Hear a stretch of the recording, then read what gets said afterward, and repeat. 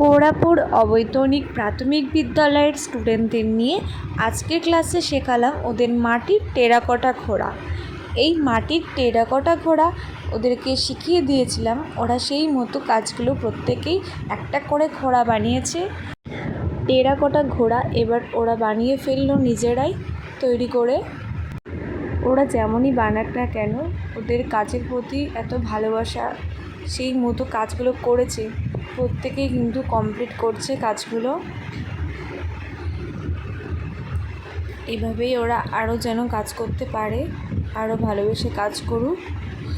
ওদের হাতেই নতুন নতুন কিছু জিনিস ওরাই সৃষ্টি করবে।